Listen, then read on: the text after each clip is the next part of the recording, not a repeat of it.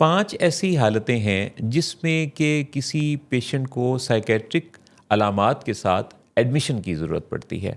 ये 5 हालतें कौन-कौन सी हैं? पहली हालत वो है जिसमें कि कोई पेशेंट बहुत एग्रेसिव आपको नज़र आता है। कोई पर्सन है, घर का कोई फ़र्द है जो बहुत एग्रेसिव है, मार-धाड़ में जा रहा है। अगर हम जैसे अपनी प्रोफेशन में देखें ना, तो ज़हनी मसाइल के बढ़ने की जैसे और बहुत सारी वजूहात भी हैं, मगर उसमें जो एक मेन वजह है वो ये डिनाइल का होना भी है। यानी आप जब डिनाई करते हैं उस सिचुएशन को, उन सिम्टम्स को, उन एक्शंस को, एटीट्यूड्स को, तो आपको लगता है कि शायद हमारा डिनाई करने से situation will be better, but unfortunately better नहीं होती, वर्स हो जाती है। शोबिस के लोगों में नफसियाती मसाइल का बढ़ जाना, आए दिन कोई ना कोई ऐसे वाक़े का होना जिसमें कि किसी के साथ कोई ऐसा वाक़या इंसिडेंट जिसके नतीजा में वो ख़बरों की ज़द में आ जाता है जी। और पता चलता है कि उसको तो कोई साइकेट्रिक प्रॉब्लम, कोई साइकोलॉजिकल इलनेस थी जिसका ये नतीजा निकला।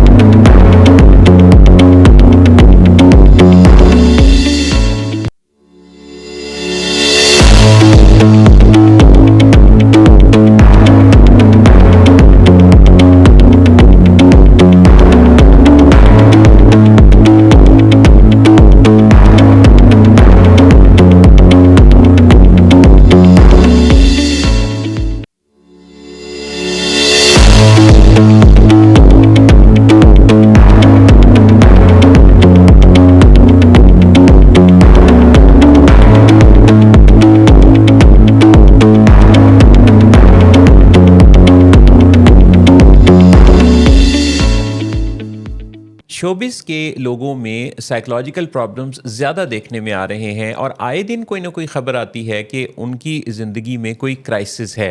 क्या वजह है इसकी और इसमें शोबिस के इन लोगों को करना क्या चाहिए?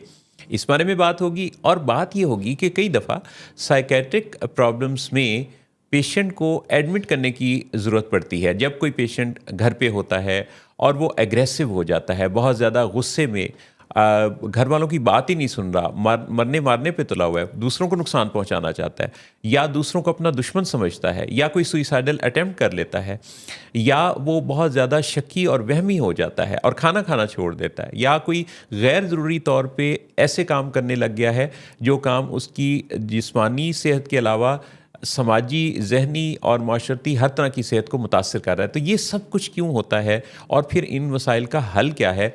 ये और बहुत सारी बातें आज के शो पर होने वाली हैं। आज का ये शो आपके देखने के लिए बहुत ख़ास इसलिए है कि आप भी इसी माशरे में रहते हैं और अगर आप इन बातों को समझ लेंगे तो अगर अराउंड कोई पर्सन है तो उसकी ज़िंदगी में बेहतरी आना शुरू हो जाएगी, और अगर हल्का अहबाब में है तो आपके व्हाट्सएप पर आपका कोई स्टेटस इस बारे में कहते हुए कुछ अल्फाज, या आपकी की हुई कोई बात, या आपका कोई फेसबुक शेयरिंग, सब कुछ माशरे को बेहतर बनाने में अपना रोल अदा करेगा। और हम सब अपना अपना रोल तो अदा कर रहे होते हैं। मैं इस शो का एक रोल हूँ और मेरा नाम मोहसिन नवाज़ है और मेरे साथ इसमें जी।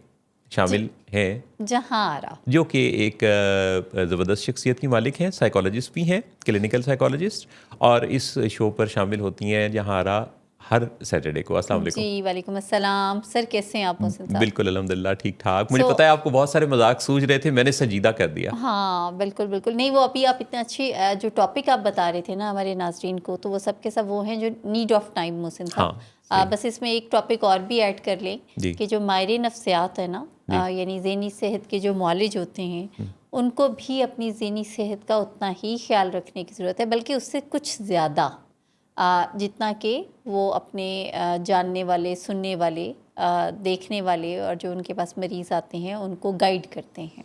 तो ये जो ख़्याल है कि हम सबको अपनी ज़हनी सेहत का ख़्याल रखना है, हुँ, यही ख़्याल पहली गुड न्यूज़ है कि अगर ख़्याल आ जाए।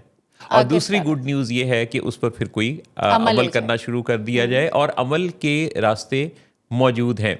बाय द वे तमाम नाजरीन का हम पूछते हैं हाल चाल, कैसे हैं आप सब लोग, घर में सब कैसे हैं, और कल तो अच्छे थे आज कैसे हैं, और इरादे क्या हैं, और बदलते हुए मौसम के तकाजे कैसे हैं, और खाने पीने की रूटीन कैसी चल रही है। हाँ, और बदलते हुए मौसम के तकाज़ों का अभी जो शुरुआत मोहसिन साहब ने शो से पहले साग पराठा खा के आए हैं आज ये, तो बदलते हुए मौसम कल शाम की खाया था। कल शाम खाया था मोहसिन साहब। हाँ। आपने कहा मैं फौरन ही करेक्ट करूं क्योंकि बेगम का हाँ। भी मैसेज आ जाएगा बीच नहीं, में। फिर डिनाइल बोला है। हाँ। डिनाइल इसलिए बोला है कि मतलब आज मैं क्यों खाऊंगा भाई आज। हाँ। वो तो कल खाया था। कल खाया था, आज दोबारा खाऊंगा।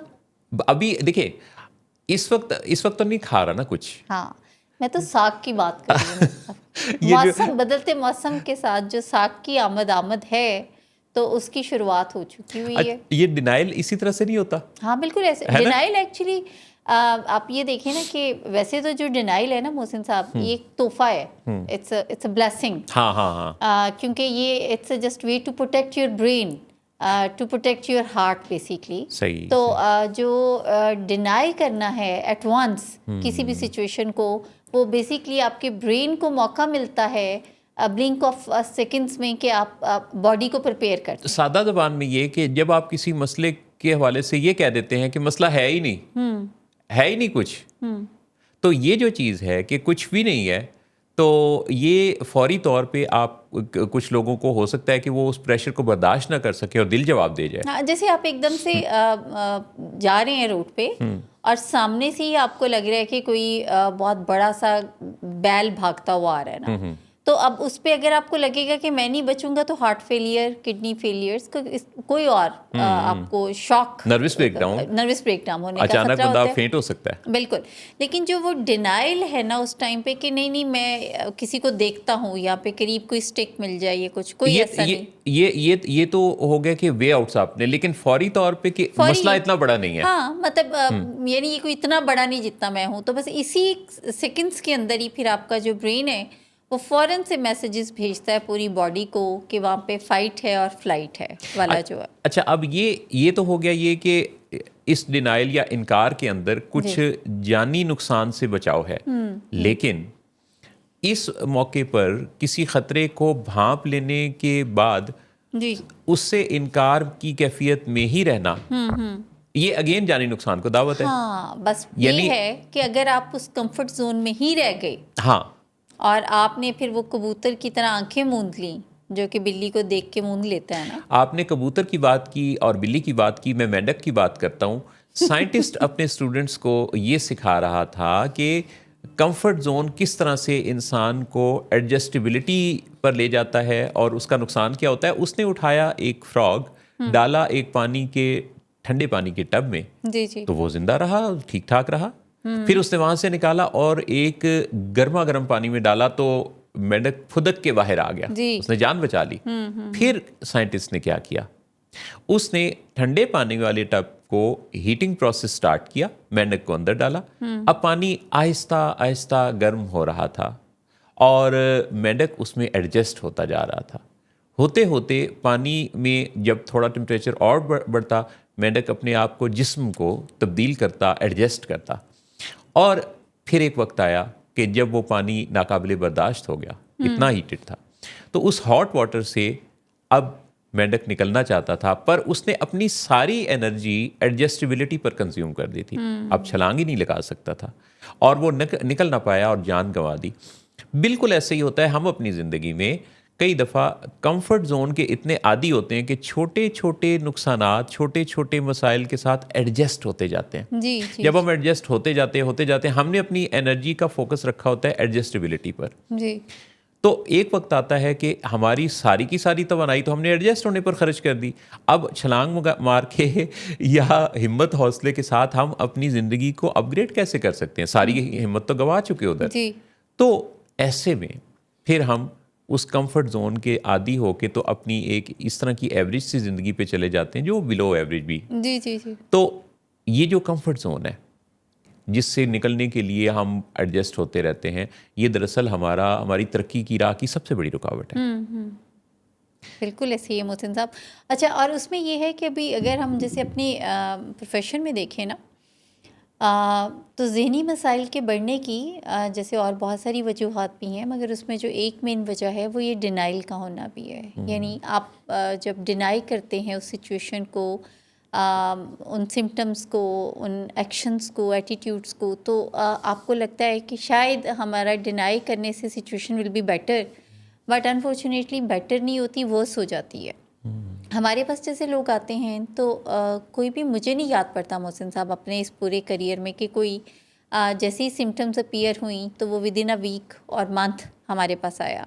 हमारे पास जब भी क्लाइंट जो हमारी है, मोस्ट ऑफ देम आर जब रॉक बॉटम हिट हो जाता है ना, अखीर हो जाती है। ये तो हो गया आपका तजुर्बा। मेरा तजुर्बा इससे ज़रा मुख्तलिफ है। अच्छा जी। मेरे तजुर्बे में ये चीज़ है कि हमने जब ये अवेयरनेस का काम करना शुरू किया है ना, पिछले 9-10 साल की मैं अगर बात करूं, तो मेरे पास जो आने वाले लोग हैं, क्योंकि फ़र्स्ट कांटेक्ट मेरे साथ जब वो करते हैं, तो अब लोगों के अंदर ये अवेयरनेस काफ़ी ज़्यादा है कि मसले को पैदा होते देख कर उस पर घर में से कोई एक फ़र्द उसको प्रिवेंट करना या प्रोएक्टिवली उसको उसकी रोकथाम के लिए काम शुरू कर देता है। अभी घर टूटा नहीं होता, लेकिन ख़वातीन उस घर को और उसके फ्यूचर को, घराने के फ्यूचर को फोरसी करते हुए प्रिवेंट करने की कोशिश शुरू कर देती हैं।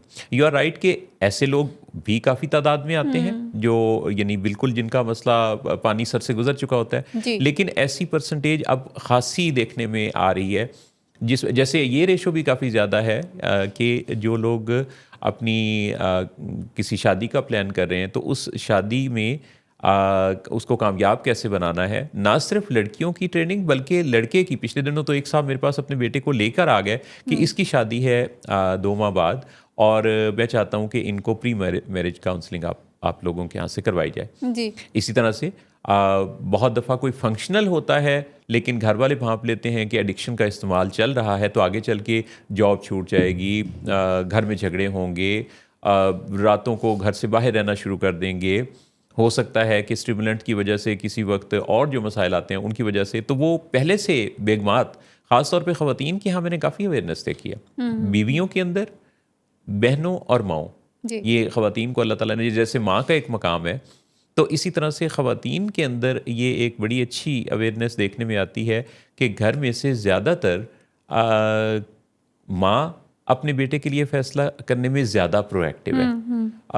बीवी अपने शौहर के बारे में फ़ैसला करने में ज़्यादा आगे बढ़ के बात करती है, और इसी तरह से बहनें और बेटियां भी अपने लव्ड वन के लिए ज़्यादा बात करने के लिए रास्ते ढूंढ रही होती हैं, सर्च कर रही होती हैं। ये जो मेरे पास एक्सपीरियंस है, जो मेरे पास लोगों के राब्ते हैं, उसके मुताबिक ये है। लेकिन you are very right. Obviously 2020 के बाद, कोविड के बाद सिचुएशन बेहतर हुई है। यानी उससे पहले बिफोर 2020 आपको याद हो तो ज़हनी सेहत पे कोई बात नहीं की जाती थी। कोविड वाज द टाइम जहाँ पे लोगों ने पहली बार बहुत खुल के डिप्रेशन, एंग्जाइटी, स्ट्रेस पे बात करना शुरू की। लोगों ने मेंटल हेल्थ प्रोफेशनल्स के साथ कांटेक्ट किया, क्योंकि ज़ाहिर है जब देवर इन एक कंट्रोल्ड इन्वायरमेंट में थे, घरों में थे, तो वहाँ पे मसाइल ज़्यादा सामने आए। तो वहाँ पे लोगों में थोड़ी अवेयरनेस पैदा हुई। अब ये मेरा फिर आपसे इख्तलाफ हो रहा है।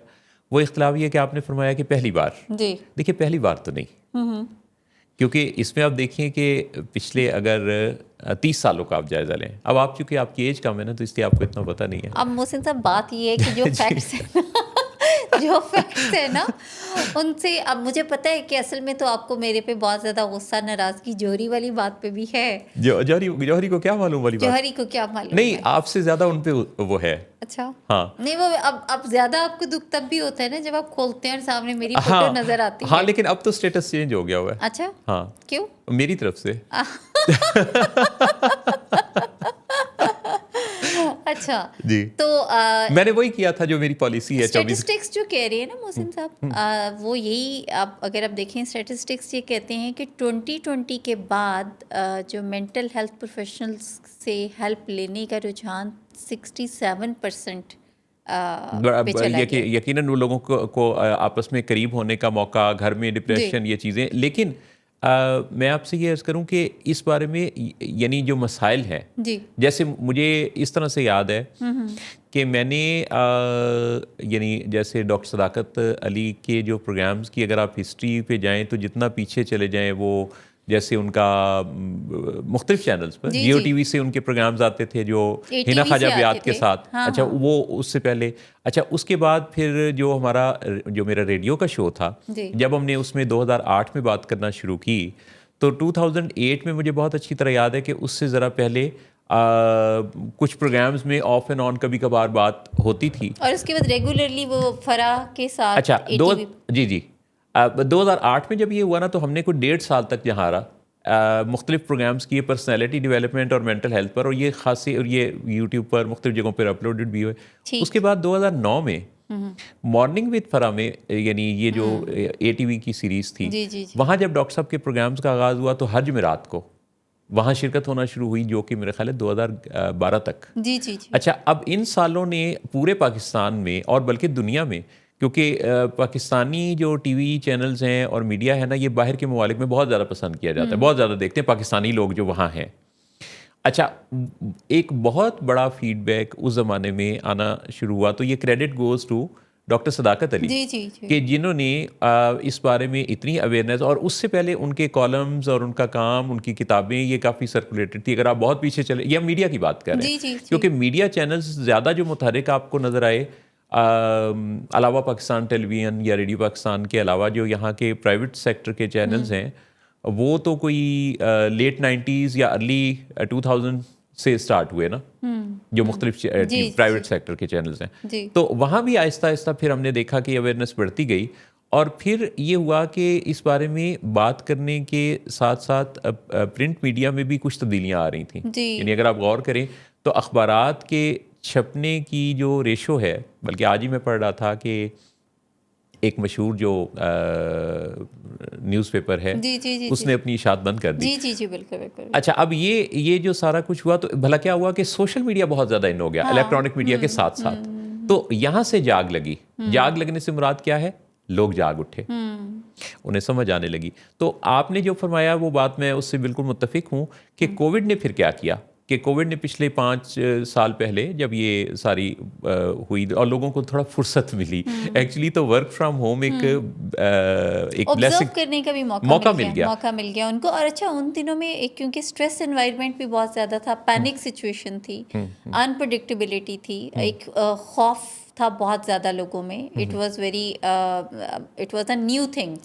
तो उसमें ये था कि जो एक आधा भी केस आता था, जैसे 2020 में तो ये था कि वो जो बन गए थे क्वारंटाइन करना सेंटर्स, जो क्वारंटाइन सेंटर्स थे, तो वहाँ पे ये था कि अगर 11 साल के बच्चे को है, 12 साल के, तो माँ बाप से वो बच्चे रो रहे हैं, माँ बाप रो रहे हैं, तो वो एक पैनिक की सिचुएशन थी। फिर बहुत ज़्यादा ये भी हुआ कि किसी को वो आइसोलेट कर देते थे, अलग कर देते थे, वगैरह वगैरह। अच्छा, ये तो दुनिया के अंदर आने वाली तब्दीलियाँ, जितने भी ये चैलेंजेस होते हैं, जंगों की हालत होती है, कोई एनवायरमेंटल चेंजेस होते हैं, कुदरती आफात के नतीजा में ये जो सारा नुकसान होता है, कहीं ज़लज़ले, कोई आग, ये जो सारी चीज़ें हैं। अच्छा, इन सारी कुदरती आफात या तब्दीलियों के नतीजा में इंसान के अंदर बहुत ज़्यादा हलचल मचती है, और ख़ास तौर पे, अच्छा ये तो हुए बड़े वाक़यात। अगर हम छोटे वाक़यात की बात करें, छोटे वाक़यात में यानी एक बड़े स्केल पर किसी ज़लज़ले, आग या बड़े किसी एक्सीडेंट या जंग, ये सारा कुछ तो होगा बड़े स्टेज का। एक छोटे स्केल पर भी चीज़ है कि जो जंग के मैदान में नहीं है, अंदरूनी जंग है किसी इंसान के अंदर, या किसी बात की आपने मोहसिन साहब, और घर के अंदर 2 अफराद की आपस की जंग है। उसी को आप छोटे स्केल पर, जल्जला एक बड़े लेवल पे भी आता है, अर्थक्वेक, डिजास्टर्स होते हैं। एक जल्जला वो है जिससे आपके कमरे के दरो दीवार दहल उठते हैं। अब ये जल्जला हो सकता है कि अभी बाहर ना पहुंचो, साथ वाला नहीं महसूस कर रहा, लेकिन ये जल्जला आपके कमरे में आ रहा है, और ये जल्जला आपकी एक दूसरे पर जो चीखो पुकार है, एक दूसरे पर धाड़ना है, एक दूसरे पर फिजिकल अब्यूज़ है, ये उसके नतीजे में। तो ये जो सब कुछ मेरे पास, आपको याद ही होगा, बल्कि आप मेरे ख्याल उस केस में थी कि जब एक बड़ा ही यानी तशवीशनाक वाक़या एक खातून ने बताया कि उन पर एक जो पेशेंट थे, जो एडिक्शन के पेशेंट थे, उनके हस्बैंड, उन्होंने एक दफ़ा हमला किया, गला यानी बांध के उनको जान से मारने की जो कोशिश की, तो वो बच निकली। जी, जी। और तकरीबन और घर वालों ने जो है वो इस बात को कोई अहमियत नहीं दी। उन्होंने कहा जी हो जाता है, जी। घरों में हो जा, मियाँ बीवी के दरमियान इख्तलाफ हो जाता है। जी, जी। वो बेगम चीख रही थी कि ये नशा करके आया था और इसके साथ ये, लेकिन घर वालों ने खैर वो बीच बचाओ करा दिया।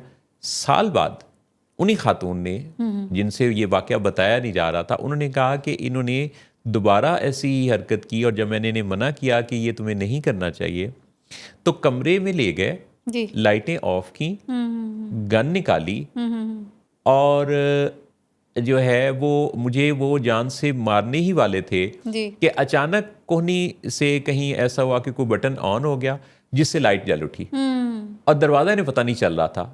इन्होंने जल्दी से दरवाजे की तरफ दौड़ लगाई, दरवाज़ा जो कि उन्होंने बंद कर दिया था खोला, चीख मारी, बाहर निकली और बाहर से घर वाले भी आ गए और यूं जान बची। यानी वो कहती हैं तकरीबन गोली का रुख उनकी तरफ था। अब ये देखें कि यानी घर के अंदर ये किस तरह का सीन होगा। वेरी अनफॉर्चुनेट मोहसिन साहब। अच्छा, ये हर अगर मैं आपको बताऊं कि जिस घर में नशा है, जिस घर में ज़हनी मसाइल हैं, ये उस घर की कहानी है। यानी ये तो वो कहानी है जो आप तक आ गई ना। मतलब जैसे अभी आपने स्टार्ट में एक बड़ी अच्छी बात की, एंड दैट्स सो ट्रू कि यूजली ख़वातीन जो हैं वो इनिशिएटिव लेती हैं, वो ख़ास माँ हो, बेटी हो या बहन हो, ज़्यादातर हम यही ऑब्ज़र्व करते हैं।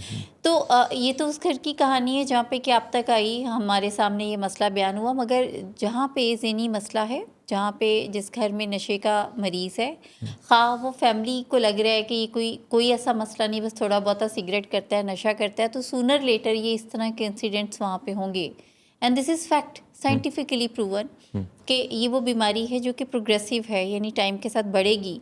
ऐसा नहीं है कि अगर आपका बच्चा या लव्ड वन वो किसी नशे का इस्तेमाल कर रहा है और उसमें वो फंक्शनल भी है, यानी सो कॉल्ड फंक्शनैलिटी जो फैमिली को नज़र आ रही होती है कि कोई बात नहीं, अगर वीकेंड पे नशा करता है या अगर रात को अपने कमरे में करता है तो दिन में वो सारा काम भी तो करता है ना। वो यूनिवर्सिटी जाता है, घर वालों का सौदा सलफ लाता है, and he is happy, he is all happy. तो ठीक है, बस आजकल अब किस किस को रोकें।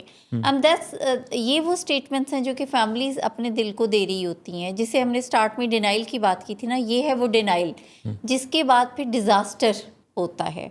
अब इसके बाद जब ये सारा कुछ हो रहा होता है तो अब जैसे बच्चा बड़ा हो रहा है, यानी 20 साल में स्टार्ट हुआ और वो 22 साल का हुआ है, तो बीमारी भी 22 साल की ही हो गई है। बिल्कुल, बीमारी की भी उम्र बड़ी है, तो तब क्या होगा कि फंक्शनैलिटी इफ़ेक्ट हो जाएगी और मसले ज़्यादा हो जाएंगे। यानी नशे का इस्तेमाल जो सिर्फ वीकेंड्स पे या हफ्ते में 1-2 बार होता था या रात को होता था, वो दिन में भी होगा। अब वो दोपहर को भी आपको करता नज़र आएगा। अब वो फंक्शनैलिटी वो नहीं रहेगी, सौदा सलफ, ग्रॉसरीज, इन चीज़ों से वो जवाब देना शुरू कर देगा, कॉन्फ्लिक्ट्स आ जाएंगे। इसके साथ साथ कोई बाहर से भी उनके आपको शिकायत मिलना शुरू हो जाएंगी। फिर भी फैमिली को या लव्ड वन को ये लगता है कि इसमें कोई कहीं ना कहीं हमारा ही कसूर है, यानी ये तो ही वॉज ऑल फाइन। क्योंकि फैमिली जो मोहसिन साहब जिस ख्वाब में होती है ना, ख्याल में, वो 2 साल पहले वाले में होती है, when he was into drugs but he was functional. तो उनके ख्याल में drugs are not the issue, mental health is not the issue, actually issue कहीं हमारे रवैयों में या सोसाइटी में या बाकी लोगों के अंदर है। तो वो उसको फाइंड आउट करने और फिक्स करने में लगे रहते हैं और तब तक बीमारी मज़ीद ज़ोर पकड़ जाती है। 5 ऐसी हालतें हैं जिसमें कि किसी पेशेंट को साइकेट्रिक अलामात के साथ एडमिशन की ज़रूरत पड़ती है।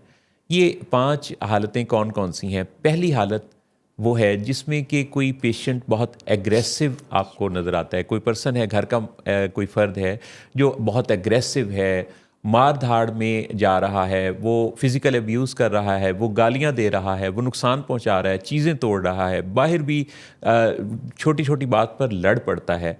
अब ये एक दिमाग की बदली हुई कैफियत है जिसके अंदर उसको बाकायदा तौर पे हेल्प की ज़रूरत है, और वो चूँकि हेल्प लेने के लिए आमादा नहीं है तो उसको इलाज के लिए दाखिल करना पड़ेगा। दूसरी वो हालत है जिसमें कि कोई शख्स ऐसे ख्यालात में चला गया है कि जैसे वो कोई बहुत बड़ी कोई हस्ती है, वो समझता है कि उसको सब पता है, वो एक सुपर पावर सी अपने आप को समझ रहा है, वो बहुत ज़्यादा पैसे खर्च कर रहा है, बड़े बड़े फ़ैसले कर रहा है, जिसके साथ एसोसिएटेड वो रिस्क्स हैं जिसके नतीजा में बहुत बड़े बड़े क्राइसिस पैदा हो सकते हैं। तो ये पर्सन भी जो दिमाग और इवन ब्लेसफेमी के जितने वाक़यात होते जी हैं जी जी जी उसमें भी ये स्टेटमेंट्स दे रहा है और ख़ुद कोई दावे भी कर रहा है। ये वो हालत है जिसके अंदर उस मरीज़ को दाखिल करने की ज़रूरत पड़ सकती है। तीसरी एक हालत वो है जिसके अंदर कोई शख्स अपनी ज़िंदगी को ही ख़त्म करना चाहता है। वो सुइसाइडल अटेम्प्ट करता है, वो मरने की बातें करता है, वो अपने आप को अलग थलग कर लेता है, वो मायूसी के ऐसे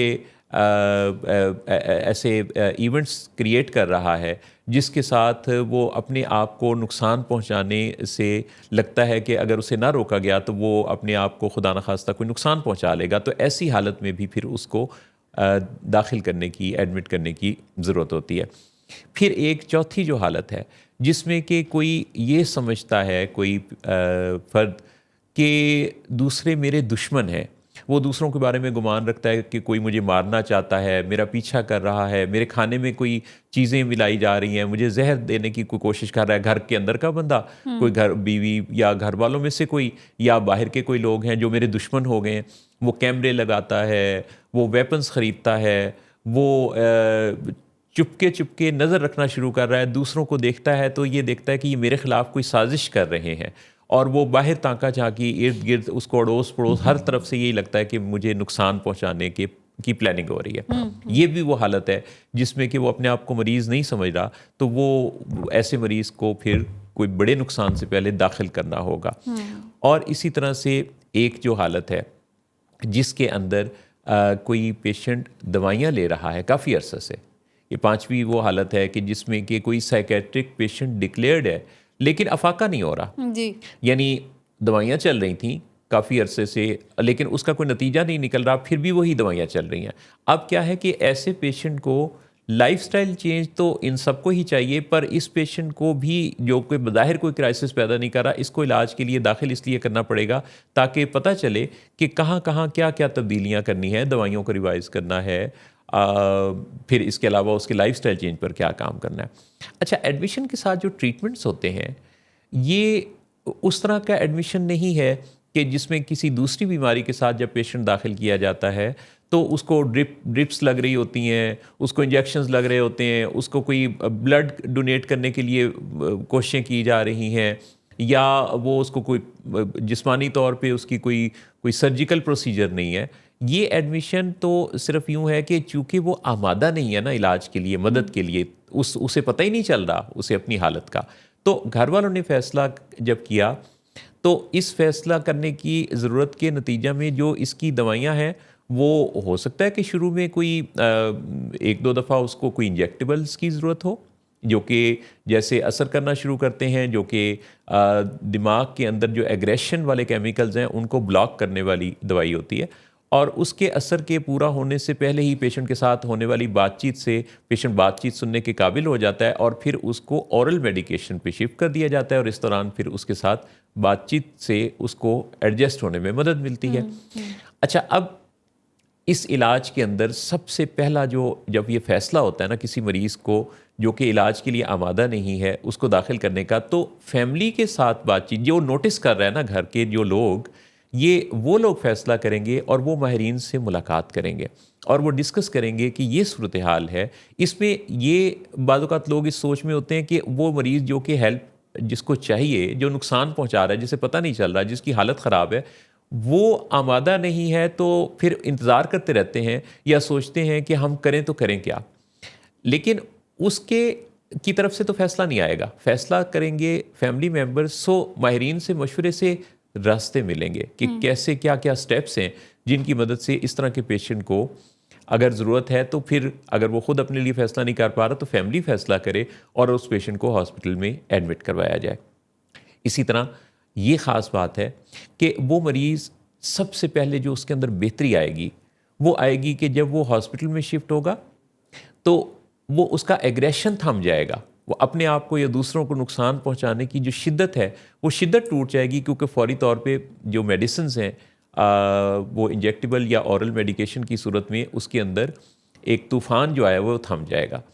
दूसरा ये है कि वो एक सेफ़ एनवायरनमेंट में आ जाएगा घर पे, जब वो उन लोगों को देख रहा है अपने सामने तो उनको देख के उसके जज्बात भड़क रहे हैं, जिसके साथ उसकी पुरानी वाबस्तगी है, ताल्लुक़ है, यादें हैं, मेमोरीज़ हैं, वो उन लोगों को के काबू नहीं आ रहा और वहाँ वो ज़्यादा शिद्दत में है। जबकि जो हॉस्पिटल का अमला है, जब वो यहाँ आते हैं तो यहाँ डॉक्टर्स और प्रोफेशनल्स इस काम के ट्रेंड होते हैं कि उन्होंने इन पेशेंट को कैसे डील करना है। वो प्रोवोक नहीं कर रहे होते, वो ऐसे अल्फाज नहीं बोल रहे होते जिससे उस मरीज़ को और गुस्सा आए, जिसके नतीजा में मरीज़ का सबसे पहले सिक्योर एंड सेफ एनवायरनमेंट में आ जाने से तूफ़ान थम जाता है। बीमारी की तशख़ीस होती है, आखिर वजह क्या है। साइकेट्रिक इन सारी हालतों के पीछे बहुत बड़ी वजह ड्रग्स का इस्तेमाल, क्योंकि किसी की बीमारी में और ज़्यादा शिद्दत और तड़का लग जाता है जब वो ड्रग्स का इस्तेमाल, ख़ासतौर पे स्टिमुलेंट्स का इस्तेमाल जैसे करते हैं या अल्कोहल के इस्तेमाल में, बाकी तमाम नशों में। तो क्या करना है कि जब पेशेंट दाखिल हुआ, तशख़ीस हुई, पता चला, टेस्ट हुए, दवाइयाँ शुरू हो गई, अब क्या रोल आ गया? अब आ गया साइकोथेरेपी का रोल, जिसमें कि जो माहिरीन नफ्सियात हैं वो अपनी थेरेपीज़, 1-to-1 थेरेपी के ज़रिए, ग्रुप थेरेपी के ज़रिए बड़े ही इज़्ज़त और एहतराम के साथ ऐसे अल्फाज में, जिन अल्फाज के साथ उसके अंदर रियलाइजेशन पैदा हो, वो सबसे पहले तो कंफर्टेबल हो जाए, बातचीत सुनने के लिए थोड़ा कनेक्ट होने लगे, माहौल में बैठ के बाकी लोगों को भी जब वो देखे ग्रुप थेरेपी में तो वो लोग भी पेशेंट आराम से बात सुन रहे हैं तो ये भी सुनना शुरू कर देता है। और आहिस्ता आहिस्ता जैसे जैसे दिन गुजरते हैं, रोज़ाना तो फैमिली से मुलाकात हो रही होती है जो कि ट्रेनिंग के साथ होती है, तो फैमिली भी सीख रही होती है कि उन्होंने अपने पेशेंट को कैसे डील करना है, क्योंकि पहले तो वो उससे ऐसी बात भी कह देते थे जिससे गुस्सा आता था मरीज़ को, जी, भड़क जी। उठता था। अब के फैमिली संभल कर, उसे बीमार समझकर, उसकी बीमारी को पहचान कर बात कर रही है और छोटी छोटी मुलाकातों से ये सिलसिला शुरू हुआ है। रोज़ाना मुलाकात आहिस्ता आहिस्ता पेशेंट के अंदर आने वाली बेहतरी, रियलाइजेशन पैदा करती है और फिर पहचान होती है मरीज़ को कि दरअसल वो जिस बीमारी में घिर गया था, बीमारी ने होश उड़ा दिए थे, अब वो वापस अपनी एक नॉर्मल ब्रेन केमिस्ट्री पर आ रहा है। जी, अब उसे पता चल रहा है कि उसे तो एक बीमारी के शदीद हमले का सामना था, जी, जी। और चुनाचे जी, वो आहिस्ता आहिस्ता बेहतर होके और फिर जब उसे एक अच्छी सेहतमंद ज़िंदगी का जायका मिलता है तो वो भी सुकून पाता है, क्योंकि सबसे ज़्यादा इन बीमारियों में सबसे ज़्यादा जो तकलीफ़ में होता है वो पेशेंट खुद मरीज़ होता है। जी, बिल्कुल। बिल्कुल ऐसे ही है मोहसिन साहब। और इसमें ऐसा भी है कि जैसे फैमिलीज़ को तो ये अंदाज़ा ही नहीं होता कि ये कोई बीमारी है। जैसे आई नो अ पेशेंट जिनको 1 साल तक घर में गेट पे लॉक लगा के घर में, मतलब ही वाज जस्ट फ्री, मगर मेन गेट पे लॉक था। सिर्फ ऐसे ही इसीलिए रखा गया कि with the passage of time he will be fine. और उन्हें ये नहीं पता था ये बीमारी है, वो ये समझते थे कि बस ये कुछ इसको नज़र लग गई है या बस ये अल्लाह से दूर हो गया है। और उस पे जो भी हमारे यहाँ पे कॉमन सेंस के साथ ट्रीटमेंट किए जाते हैं वो उस पे अमल कर रहे थे। जैसे फैमिली को पता चला और मरीज़ इलाज में आया, मरीज़ को दाखिले की ज़रूरत थी तो ज़ाहिर है उसे दाखिल किया गया। तो उसके बाद पेशेंट ने ये बताया कि मैं ख़ुद ये कहता था कि कोई ऐसा मेरेकल हो कि मैं ठीक हो जाऊं, यानी जब मुझे आवाज़ें सुनाई देती थी कानों में या लोग चलते फिरते नज़र आते थे तो मुझे वहशत होती थी, सबसे ज़्यादा खौफ खुद होता था। अभी मोहसिन साहब ने बहुत अच्छे से खूबसूरती से वो सारे 5 तरीके आपको बताए, जिसमें कि और कोई बाकी गुंजाइश नहीं बचती कि हम किसी कॉमन सेंस से मरीज़ को ट्रीट करें, बल्कि उसमें दाखिले की ही ज़रूरत होती है। मरीज़ को इंटेंसिव केयर की ज़रूरत होती है, जहाँ पे उसको ना सिर्फ इलाज, दवाइयाँ, बल्कि उसको उसकी काउंसलिंग भी की जाती है, सोने जागने की रूटीन इस्टेब्लिश्ड होती है, हेल्दी लाइफस्टाइल उसका इस्टेब्लिश्ड होता है जो कि कंप्रोमाइज़ हो चुका होता है एक्टिव इलनेस के अंदर। मीनवाइल जो फैमिली है वो उसको मैनेज करना भी सीख लेती हैं। फाइनली जी, बिल्कुल ऐसा ही। जी, और फिर ये होता है कि जब फैमिली सीख जाती है और फैमिली एक थेरेप्यूटिक फैमिली बन जाती है जी, तो अब के वो वही रोल अदा कर रही है जो हॉस्पिटल में थेरेपिस्ट कर रहा है, क्योंकि फैमिली 100 डेज़ के अंदर वो सारे तरीके बासानी इसलिए सीख कर तैयार हो सकती है कि उन्होंने तो सिर्फ एक पेशेंट को डील करना है। जी, जी, जी, अब जो थेरेपिस्ट है उसने तो बेशुमार मरीज़ों को डील करना होता है, जी, लेकिन एक मरीज़ को डील करने के लिए 100 दिन के अंदर अगर कोई फैमिली 50 दफ़ा से ज़्यादा ऐसे सेशंस और ट्रेनिंग्स के फेस से गुज़रती है तो वो बहुत अच्छा सीख सकती है। ऐसा मटेरियल भी दिया जाता है, ऐसी किताबें होती हैं जिनसे उनको थेरेप्यूटिक गाइडलाइन से वो आरास्ता होकर तो बिल्कुल एक थेरेपिस्ट वाले ही अंदाज से थेरेप्यूटिक फैमिली मेंबर बन के उस पेशेंट को उन्हीं गाइडलाइन के मुताबिक डील करना शुरू कर देते हैं। एग्जैक्टली साथ फिर फॉलोअप होता है, बिल्कुल। यानी अगर कोई ऐसा मसला आ गया जिसके बारे में एक्सपीरियंस नहीं है कि पहले इस तरह की सिचुएशन में क्या करना है, तो फॉलोअप तो चल ही रहा है। यही बात एक्चुअली मैं ये बताना चाह रही थी कि there the certain types of illnesses, और जो ज़हनी सेहत के मसाइल हैं या नशे की जो बीमारी है, it's a primary chronic and progressive disease, यानी ये क्रॉनिक है, it will be remain there ज़िंदगी की आखिरी सांस तक। बीमारी जिस्म से कहीं नहीं जाएगी, it's not curable, it's a manageable disease. अब जो मैनेजेबल डिजीज़ होती हैं, इसके अंदर फैमिली की जितनी इंसाइट डेवलप हो जाती है, जितनी फैमिलीज थेरेप्यूटिक होती हैं और वो रिस्पॉन्सिबिलिटीज़ लेती हैं मैनेज करने की, उतनी ही ज़िंदगी आसान हो जाती है।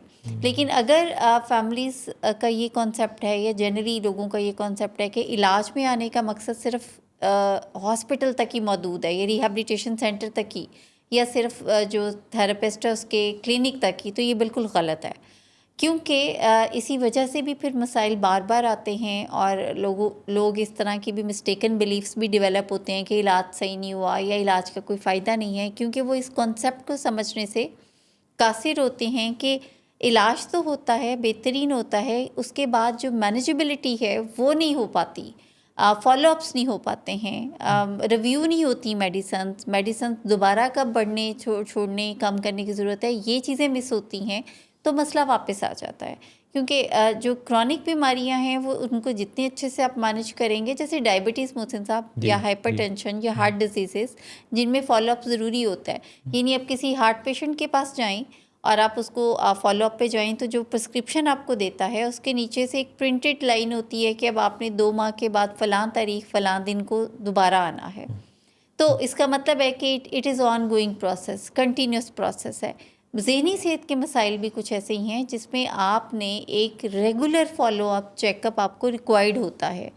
मगर आपकी ज़िंदगी, कुछ लोग कहते हैं तो अब क्या ये बिल्कुल ठीक नहीं होगा, तो इसके जवाब में हम ये कहते हैं कि ये पहले से ज़्यादा बेहतर होगा, हेल्दी होंगे, ज़्यादा फंक्शनल हो जाएंगे, मगर उसमें फॉलोअप्स फिर भी रिक्वायर्ड रहेंगे। जैसे किसी भी डायबिटिक को 400 शुगर 600 शुगर के बाद जब वो एक नॉर्मल HbA1c में आ जाते हैं रेंज में 5.5 में या 6 में, तो उसके बाद ऐसा हरगिज़ नहीं है कि he will stop taking care of himself. He'll continue take care of himself, he'll continue to visit to the doctor's consultant and he'll continue to follow the same dietary patterns, मगर ये है कि वो मज़ीद हेल्दी हो जाएंगे, functional हो जाएंगे।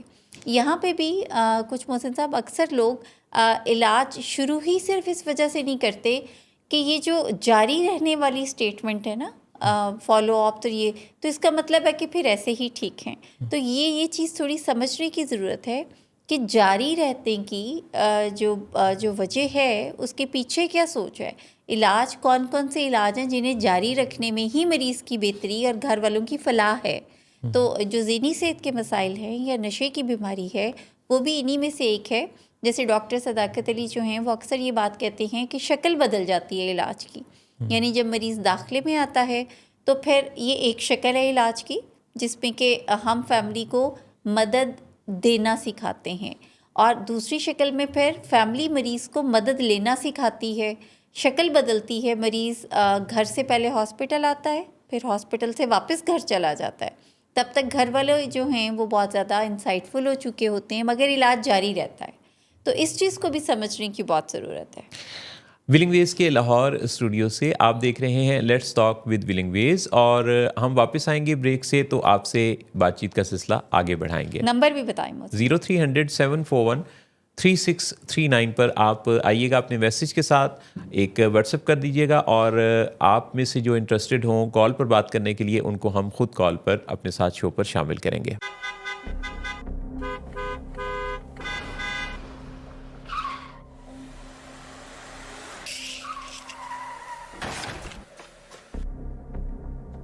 ये इंसान इतनी देर से गेट क्यों खोला? सोए हुए थे तुम क्या? सर मैंने तो मिनट भी बकवास ना करो तुम मेरे साथ। क्या कर रहे हैं आप? अब्बा जी घर पे हैं, नशे में गालियां दे रहे हैं। खुदारा होश में है, क्या हो गया आपको? होश में कैसे आऊं? सारा किया धरा इन्हीं का तो है। शराब नोशी की वजह किरदार की खराबी नहीं, मूड की खराबी है। शराब नोशी कभी भी नशे की बीमारी में बदल सकती है। नशे की बीमारी हर स्टेज पर काबिल इलाज है।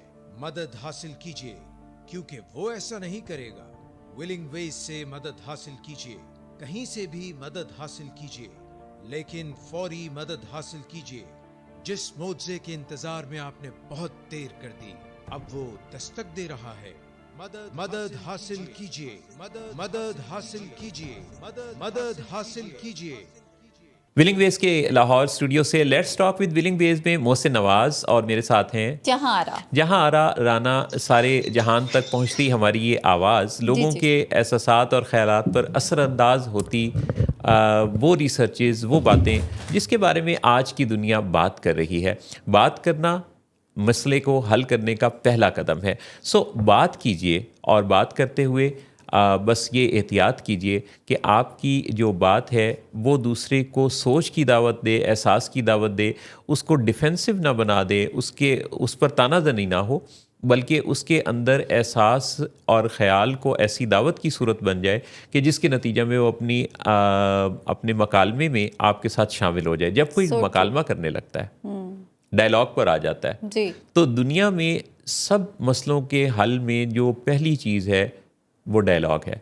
आप देखें कि कलाम ही से बरकत है। बिल्कुल बिल्कुल। यानी अल्लाह ने भी कलाम किया और इंसान को बता दिया कि वो पढ़ना शुरू करे। बिल्कुल ऐसे। और उस इंसान ने पढ़ना शुरू किया। और दुनिया का कोई ऐसा मसला नहीं मोहसिन साहब जो कि बातचीत से हल ना किया जा सकता हो। ऐसे ही, बिल्कुल ऐसे ही है।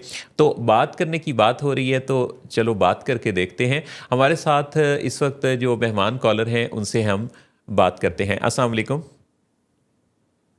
जी वालेकुम सलाम, कैसे हैं सर आप? खैरियत? अल्हम्दुलिल्लाह बिल्कुल ठीक। सलीम नूर साहब, आप खैरियत से हैं? जी सर, अल्लाह का शुक्र, बेहतरीन, फर्स्ट क्लास। आप सुनाइएगा। बेहतरीन।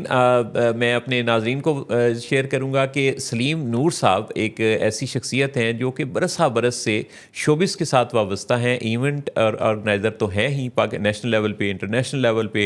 अभी यानी कोई डिफरेंट कंट्रीज़ में इनके जो प्रोग्राम्स होते हैं काफ़ी धूम मचाते हैं। इसके अलावा ये स्क्रिप्ट राइटिंग में, एक्टिंग में और बड़े बड़े उन स्कॉलर्स के साथ ये काम करते रहे हैं जिन्होंने इस शोबिस की दुनिया में और ड्रामा में, आर्ट में बहुत नाम कमाया, और जिनको आप आज एक उस्ताद की हैसियत से देखते, सुनते, मानते हैं। ये उनके साथ काम में शरीक रहे हैं।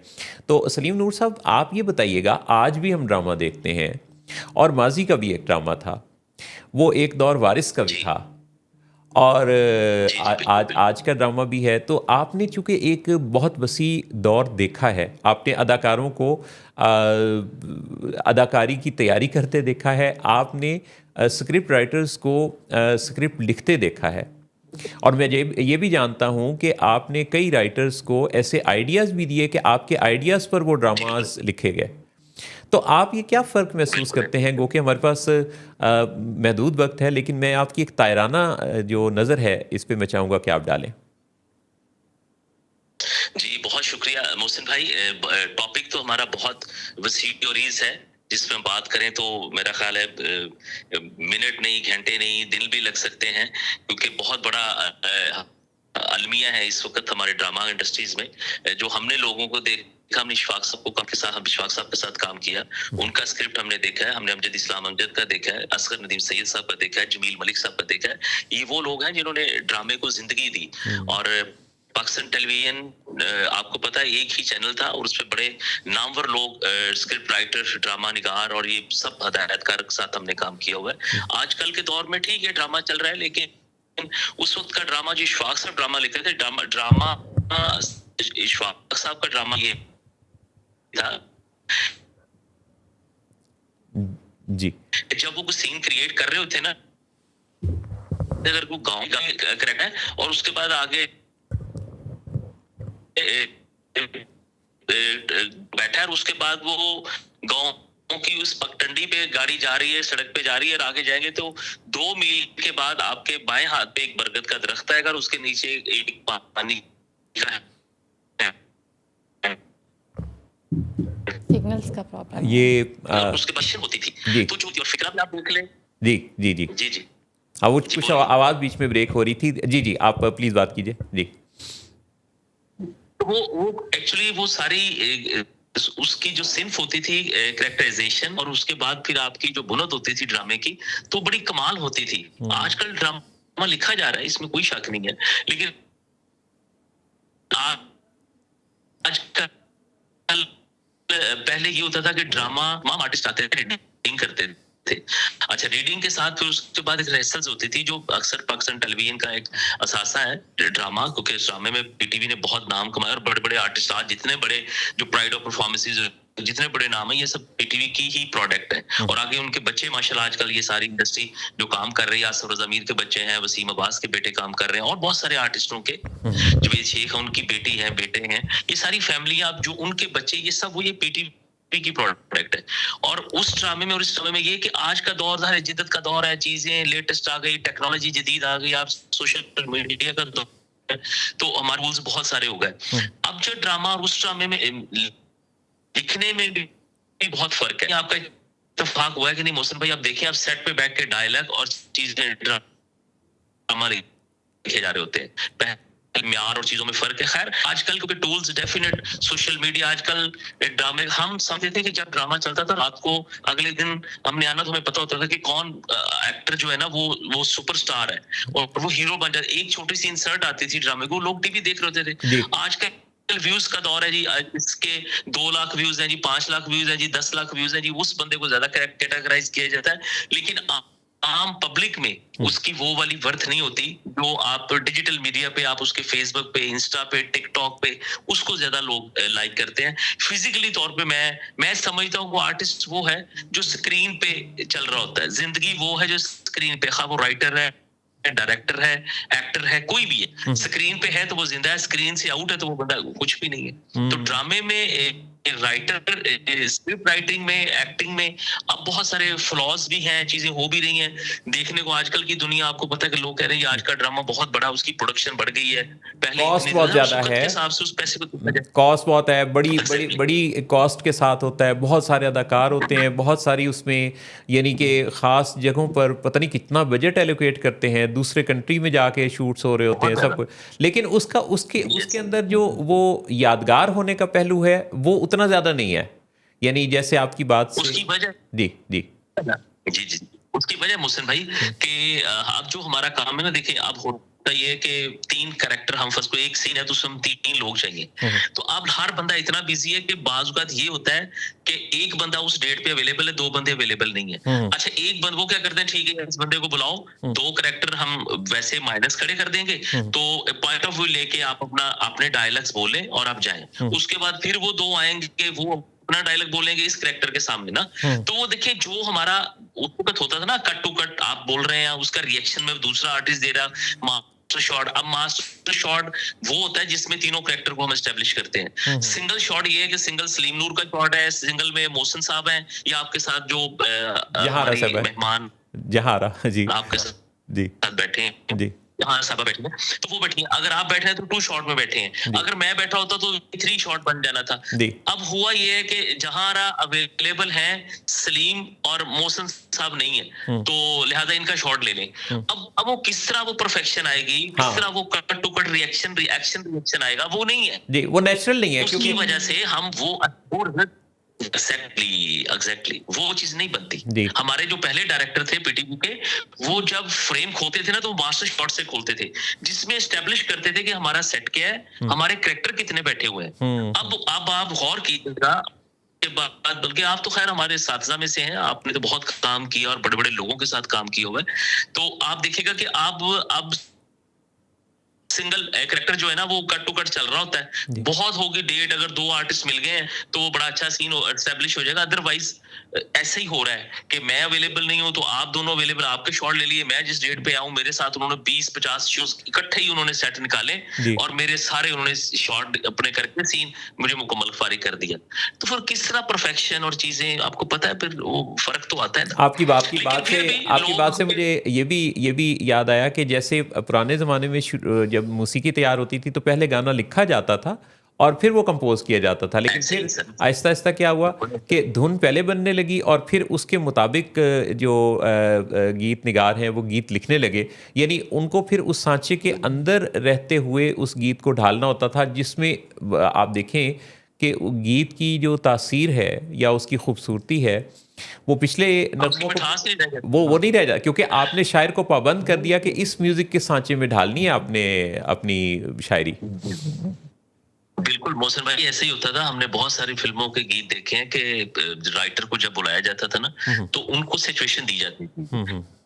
उनको बताया जाता था कि इस वक्त ये इसका पहला सीन है, इसके बाद गाना है, और इस गाने के बाद सीन ये है। अब ब्रैकेट में उसको शायर को आप बाउंड कर देते थे। वो उसी पैराए में वो चीज लिखता था, उससे बाहर वो नहीं निकलता था, वो जाता ही नहीं था, उसको इजाजत ही नहीं थी, क्योंकि उसको पता था कि हमने सिचुएशन दी हुई है, फिल्म की कहानी सुनाई, उसको बता दिया कि ये सैड सॉन्ग है, या ये फर्ज करें अगर कोई तोइफ का कोठा है तो उसका ये सिचुएशन है, ये बंदा इस तरह आया, और इस तरह अगर लव सॉन्ग है तो ये पार के इससे पहले ये सिचुएशन है, तो आपने ये, तो आप देखें क्या यादगार नगमे बने और क्या चीजें बनी। अब सिचुएशन का लोगों को बताना। आजकल जो म्यूजिक हो रहा है, पहले हमने देखा है कि पहले मैडम नूर जहां, नहीद अख्तर साहबा, महनाज साहब, हमने उनकी रिकॉर्डिंग्स देखी हैं। पहले ये सारा इकट्ठा ही काम था। पहले ट्रैक बन जाए, बाद में मिक्सिंग हो, पहले इकट्ठे होते थे, पहले टेक में सब इकट्ठे ही गा रहे होते थे, साथ जिंदा भी इकट्ठा बजता था जी जी, और साथ वो मिक्स हो रहा था। फिर थोड़ी सी जिद्दत आई, जदीद दौर आया, ट्रैक बनना शुरू हो गया, और उसके बाद आके वो मिक्स करवा देती थी। अब तो खैर भाईजान, अब बात ही छोड़ देना, अब तो एक एक लफ्ज और एक एक लाइन सिंगर आके गाता है, वो चला जाता है, उसके बाद वो अरेंजर होते हैं। अब तो म्यूजिक डायरेक्टर का कॉन्सेप्ट खत्म हो गया। पता है आपको कितना बड़ा, ये क्यों गाना हिट नहीं होता? उसकी वजह ये है कि आपके पास म्यूजिक डायरेक्टर नहीं रह गया, अब अरेंजर है। अरेंजर क्या करते हैं, वो आप उनके पास जाते हैं, सर मैं गाना बनाना, वो क्या करता है, वो दो उधर से उठाता है, दो उधर से उठा, उधर से लूप बना, उसके बाद आपको कहता है ठीक है जी। शायरी भी उधर ही बैठ के वो कहता है, शायर वो सिंगर जो होता है कहता है जी मैंने खुद गाना लिखा हुआ। अच्छा आ जाओ जी, बैठे हैं जी। वो जनाब अब उसको सांचे में डालता है, और सारा, अब वो लाइव म्यूजिक खत्म हो गया, इंस्ट्रूमेंट खत्म हो गया, अब सिर्फ एक कीबोर्ड है, वहीं पे सारा गाना निकल रहा है। जी जी जी जी। ये आपने इतने ज़बरदस्त हकायक पेश किए हैं, तो दिल तो ये चाहता है कि इस पे ढेरों ढेर बातें हों, क्योंकि ये वो बातें हैं, ये वो कीमती बातें हैं जिसमें से एक बेहतरीन तख्लीक के लिए वो जो अर्क रेजी थी, जो कि नापैद है इस दौर में, ये उसकी बातें हैं। सलीम नूर साहब, आप तो अपनी ज़ात में माशाल्लाह एक ऐसी शख्सियत हैं कि जिनके पास एक बड़ा वसी व अरीज़ मुशाहिदा है, और मैं चाहूँगा कि किसी वक्त हम आपसे और ज़्यादा तफसील से बात करेंगे और डिस्कस करेंगे। तो खुश रहिए, शादो आबाद रहिए, और इंशाल्लाह हम राब्ते में हैं और दोबारा हम बात करेंगे। Sir thank you, so nice of you sir. बहुत बहुत शुक्रिया, बहुत शुक्रिया जी। जी, बड़ी बेहतरीन बातचीत, ऑब्जर्वेशन सर की बहुत अच्छी थी ऑब्वियसली। मगर मोहसिन साहब, मैं एक मेरे जहन में सवाल आ रहा था जी कि जब भी हम ऐसी गुफ्तगू मैं अक्सर सुनती हूँ जिसमें बताया जाता है कि जो पिछला दौर था उसमें ज़रा काम बेहतरीन था, बहुत ज़्यादा कंसिडर किया जाता था सिचुएशंस को भी, रियलिटी फैक्ट बेस्ड था। तो जबकि मेरा ये ख्याल है कि आजकल के दौर में जो काम है उसमें ज़्यादा जिद्दत है, इक्विपमेंट ज़्यादा हैं। देखिए फिर अवेलेबिलिटी के ऊपर भी, जैसे पहले अक्सर सुनने में आता था कि फ़लानी जो प्रोड्यूसर डायरेक्टर की फ़िल्म ताख़ीर का शिकार हो गई क्योंकि वो जो फ़िल्म की हीरोइन या कोई एक्टर था वो किसी वजह से बीमार है, तो वो नहीं। तो अब आजकल के दौर में, जैसे अभी बता रहे थे ये हमारे कॉलर के, एक ही दिन जो अवेलेबिलिटी है तो सारे शूट्स ले लिए। तो मेरा ख्याल है कि आज, मतलब मेरे ज़हन में, दैट्स माय ओपिनियन, कि आजकल के दौर में तो बल्कि ज़्यादा बेहतरीन काम है, सहूलियत ज़्यादा हैं। यानी यूँ समझ लीजिए कि जो मैं समझ पाया हूँ ना कि आसानियाँ ज़्यादा हैं, तासीर कहीं कॉम्प्रोमाइज़ हो जाती है उन आसानियों की वजह से। जैसे अभी बता रहे थे कि आपको शूट कर लिया ना, मैं अवेलेबल नहीं हूँ, आपको अलग रिकॉर्ड कर लिया, अब मैं जब अवेलेबल हुआ तो मुझे भी रिकॉर्ड कर लिया। तो जब मैं और आप फिर इकट्ठे दिखाए जाएंगे तो हमारी बात के अंदर रियलिटी तो यही है कि हमने अलग अलग बात की हुई है ना, यानी हम इकट्ठे नहीं बैठे जी, लेकिन बात हमने अलग अलग की हुई है। पर उस वक्त जब उसकी मिक्सिंग की गई जी, तो मिक्सिंग में कहीं कोई ना कोई बहुत माइनर लेवल पे फ़र्क तो रह ही जाता है। तो ये जो चीज़ें, और यानी अब इसमें आसानियाँ, जैसे अभी इन्होंने बड़ी अहम बात कही कि जो म्यूज़िक डायरेक्टर का जो रोल था या म्यूजिशियन का एक जो रोल था, जी जी जी, वो इस वक्त अरेंजर के रोल में हाँ हाँ, कन्वर्ट हो गया। यानी बिल्कुल। अरेंजर क्या है कि उसने इधर से टुकड़ा उठा, उधर से उठा, ये लूप कर, वो सारा कुछ यानी ये इस तरह से हो रहा है। तो वो जो यानी एक मूसीकार का जो काम था ना, वो इस वक्त कहीं बीच में कॉम्प्रोमाइज़ ही हो गया या कहीं गायब ही हो गया। बल्कि मुझे लगता है मौसीकार का भी जो काम है वो एआई ले लेगी बहुत जल्दी में, बेहतर से बेहतर म्यूज़िक प्रोड्यूस करेगी, ऐसे ही होगा ना। जैसे अभी बहुत सारे काम जो हैं वो आर्टिफिशियल इंटेलिजेंस ने ले लिए हैं अपने ज़िम्मे, जी, तो आगे चल के बस मुझे लगता है कि जो राइटर होगा वो अपना जो कंटेंट है वो एआई को देगा और वो प्रोड्यूस करके दे देगा। बल्कि राइटर भी ना पेद हो जाएंगे मोहसिन साहब, वो भी तो एआई से ले ही रहे हैं बहुत सारे लोग जो वैसे मैं आपको बताऊं कि जहाँ तक मेरा गुमान है कि चूँकि इंसान को अल्लाह ताला ने इस कदर सलाहियतों से नवाज रखा है, इंसान कुर्रे अर्ज़ से कहीं जाने वाला नहीं है। इंसान बड़ी पावरफुल हस्ती है। वो कोई और काम करेगा, फिर इंसान कुछ और इन्वेंट करेगा एआई से ज़्यादा कुछ चीज़। देखिए एआई भी तो इंसान ने ही इजाद की ना, अपनी सहूलत के लिए। हाँ, इंसान ने ही तैयार किया है। बिल्कुल। तो ऐसा नहीं है कि कंट्रोल, इंसान इतना भी मासूम नहीं है कि अपने सारे कंट्रोल दूसरे को, इंसान तो कंट्रोल करना चाहता है और करना जानता भी है।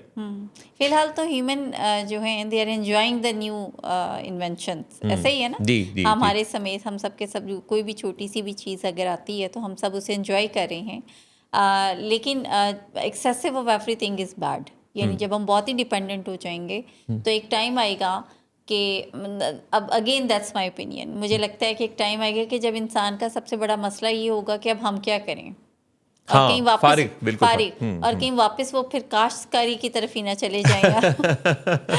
अच्छी बात कही आपने, हाँ, कि सारा काम तो मशीनें कर रही हैं, तो फिर हम खेतों में वापस जाते हैं, इंसान अपने हाथों से फिर दोबारा से वो सब यानी कहानी जैसे जैसे आगे बढ़ी है दी एंड की तरफ, हाँ, तो वो इंसान जो जमीनों से निकला था, जी, वही बीजी से निकला था, वही बीजी से निकला था, तो वो हाँ, वापस कहीं खेतों खलियानों में न चला खुद ही वो बढ़ाई वो बना रहे हों और जो दूसरे लोहार है वो लोया, इंसान फिर इन चीज़ों की तरफ आना शुरू हो जाए। क्योंकि काम तो इंसान को चाहिए ना, मसरूफियत उसको चाहिए, और मसरूफियत जो है वो इंसान के अंदर बेसिकली प्लेयर को भी जनरेट करती है, और ब्रेक भी मेरा ख्याल है मोहसिन साहब प्लेयर जनरेट करती है या नहीं? आप ब्रेक बिल्कुल हम लेते हैं और ब्रेक के बाद हम वापस आएंगे तो हमारे शो का लास्ट सेगमेंट होगा। Good afternoon sir. Good afternoon. Sir एक क्लाइंट बहुत देर से आपका इंतज़ार कर रहे हैं। क्या तुम्हें किसने कहा था अपॉइंटमेंट देने को? सर कल शाम आप ही ने ही तो कहा था। झूठ बोलती हो तुम। मैंने तुम्हें कब कहा था? तुम सब झूठ बोलते हो मुझसे। शराब नोशी की वजह किरदार की खराबी नहीं, मूड की खराबी है। शराब नोशी कभी भी नशे की बीमारी में बदल सकती है। नशे की बीमारी हर स्टेज पर काबिल इलाज है। मदद हासिल कीजिए, क्योंकि वो ऐसा नहीं करेगा।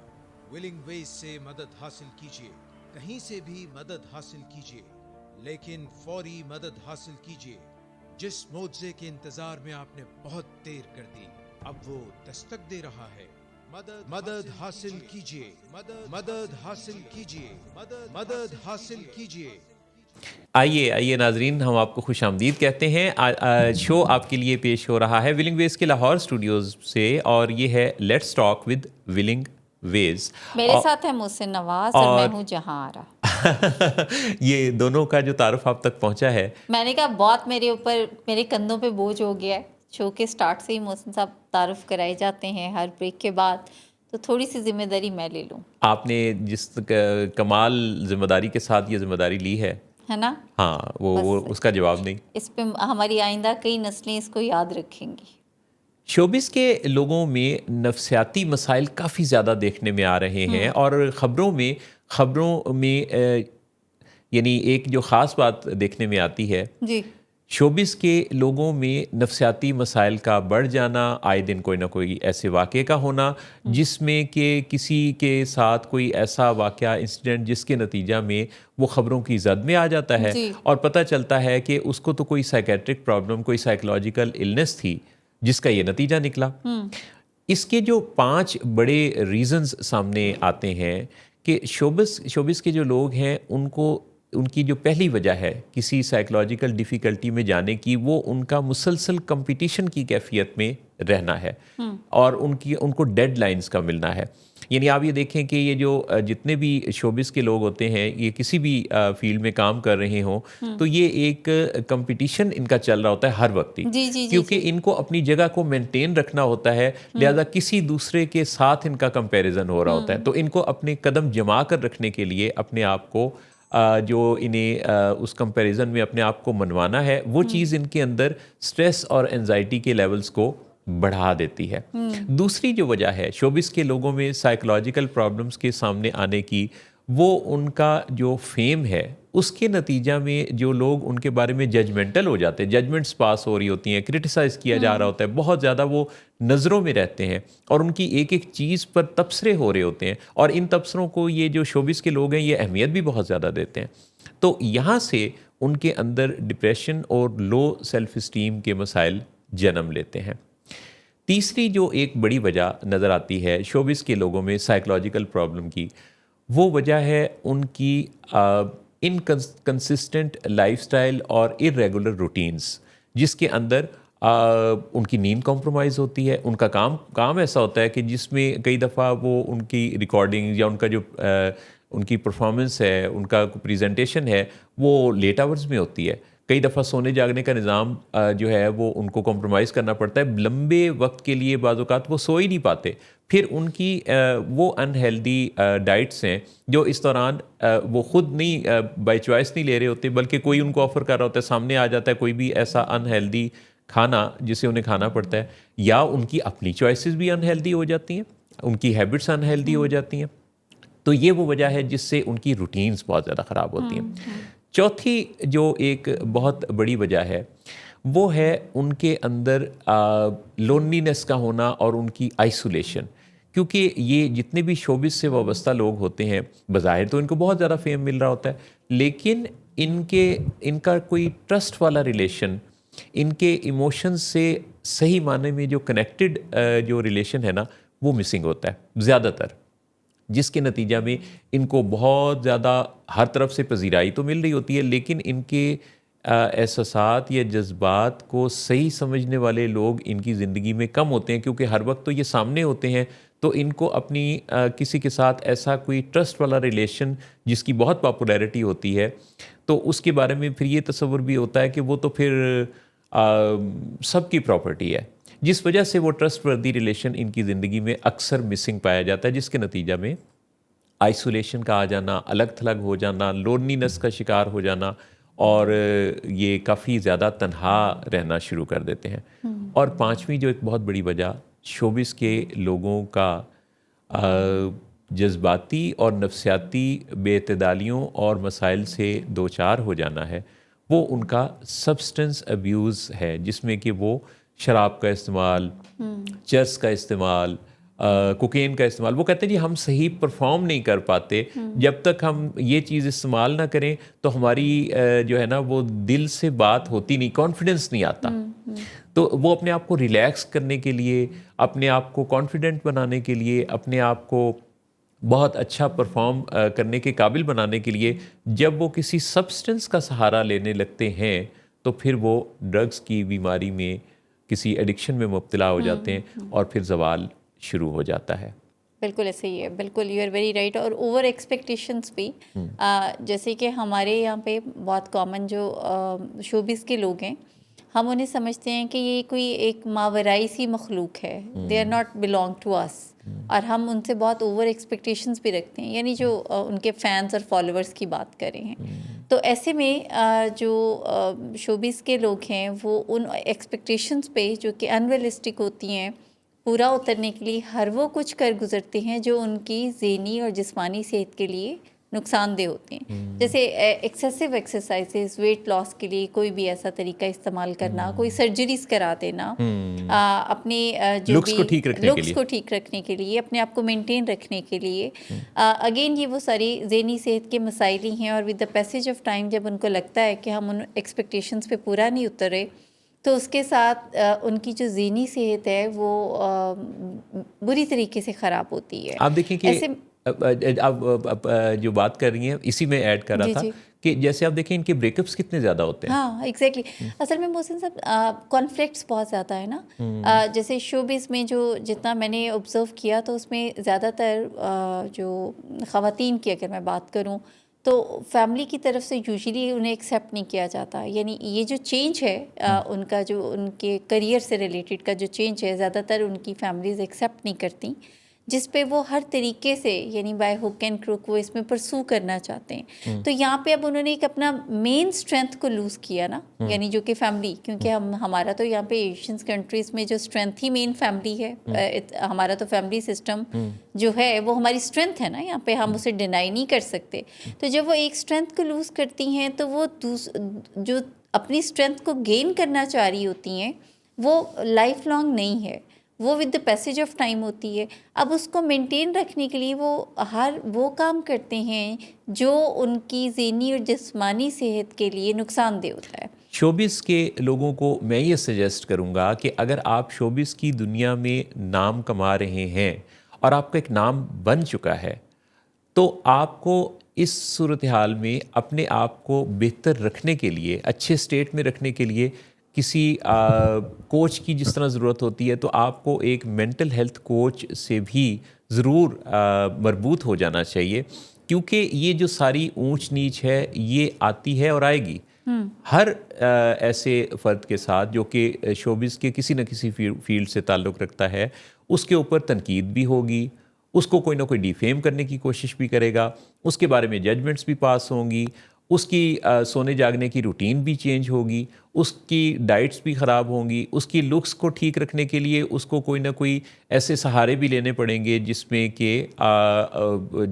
अचानक जिस्म का हुजम कम करने की कोशिशों से लेके और चेहरे के खद्दोखाल को तब्दील करने तक की सारी चीज़ें। उसके ब्रेकअप्स भी होंगे, उसके ट्रस्ट के मसाइल भी होंगे, उसके साथ लोगों का कैरेक्टर असैसिनेशंस भी होती हैं। कैरेक्टर असैसिनेशंस भी होंगी, वो डिप्रेस भी होगा, स्ट्रेस एंजाइटी से भी दो चार होगा और लोनलीनेस में भी जा सकता है। सो शोबिस के लोग जो कि बड़े कीमती लोग हैं, ज़बरदस्त, ये जो सेलिब्रिटीज़ हैं ये शानदार ज़हीन लोग हैं जिनका आईक्यू बड़ा ज़बरदस्त है। वो परफॉर्मिंग आर्ट में ऐसे ऐसे कमाल करते हैं कि वो कोई एक जो शोबिस से वाबस्ता शख्स है बाद वक़्त उसका काम सदियों पे मुहीत होता है और असर डालता है। बिल्कुल ऐसे ही। तो ये जो मुद्दतों तक याद रखे जाने वाले लोग, कीमती लोग हैं, लोगों में खुशियां बखेरते हैं, लोगों उनके को चेहरों पे मुस्कुराहट लेके आते जी हाँ। हैं, लोग उनको आइडियलाइज करते हैं, लोगों की पर्सनैलिटी में चेंज आता है मोहसिन साहब, और इनको लोग फॉलो करते हैं। बिल्कुल तो इनको अपनी मेंटल हेल्थ की हिफाजत करने की बहुत ज़रूरत है और इसमें कोई तामुल की बात नहीं। मैं पिछले दिनों एक जगह मदू था तो एक प्रोग्राम में, तो उस प्रोग्राम के अख्तिताम पर जो होस्ट थी उन्होंने मुझे ये कहा कि उनको अपने थेरेपिस्ट के पास जाना है। तो ये जो अपने आप को ठीक रखना, मेंटल हेल्थ को ठीक रखना, ये जितना अच्छा कोई रख पाएगा, जितना इसकी हिफाजत कर पाएगा, उतना लंबे अरसे तक और बेहतर अंदाज से, सेहतमंद तरीके से वो अपनी ज़िंदगी को आगे बढ़ा पाएगा। बिल्कुल ऐसे ही है, बिल्कुल। सो आज की गुफ्तगू आप सबसे हुई और आप सबके उन कमेंट्स का बहुत शुक्रिया जो जहाँ रहने नहीं पड़े। मैं हालांकि चाह रहा था आपके कमेंट्स भेजने का बहुत शुक्रिया। ये ख़वातीन हज़रात वो वक्त था जब इन्होंने ब्रेक पर जाने की बात की थी, मेरे ध्यान में था ये कमेंट्स पढ़ेंगे, है ना, लेकिन उन्होंने नहीं पढ़े। नहीं, वो क्योंकि आपने पिछले पूरे शो में जो पिछले के चंद शोज थे उसमें आप काफी परेशान थे। नहीं, मुझे अफसोस हुआ कि आपने कमेंट्स नहीं पढ़े, है ना। बस अब ये है नाज़रीन हाज़रीन के आइंदा शो में इंशाल्लाह जब मोहसिन साहब कोई भी बात शुरू करेंगे उससे पहले 2 कमेंट्स में पढ़ेंगे। तो खुश रहिए जी, बहुत शुक्रिया, आपके लिए दुआएं खैर से रहें और आपके लिए, अहले खाना के लिए दुआएं खैर और सलामती की। इजाज़त चाहते हैं, इंशाल्लाह मिलेंगे हम आपसे अगले हफ्ते को। लेकिन आज की शाम आपके नाम यू आस्क फॉर इट, जो कि रोज़ाना का मामूल है विलिंग वेज का, शाम 7 बजे ये शो देखा करते हैं आप। यू आस्क फॉर इट हफ्ते की शाम को डॉक्टर सदाकत अली के साथ प्रेजेंट होता है। अहम शो, बहुत खूबसूरत ज़िंदगी के बारे में नज़रियात देने वाला ये शो आज शाम भी मिस मत कीजिएगा। आपके लिए ज़िंदगी के नए नुक्ताए नज़र आपको समझने सीखने का मौका मिलने वाला है। इजाज़त चाहते हैं, अल्लाह हमी नासिर, अल्लाह हाफ़िज़।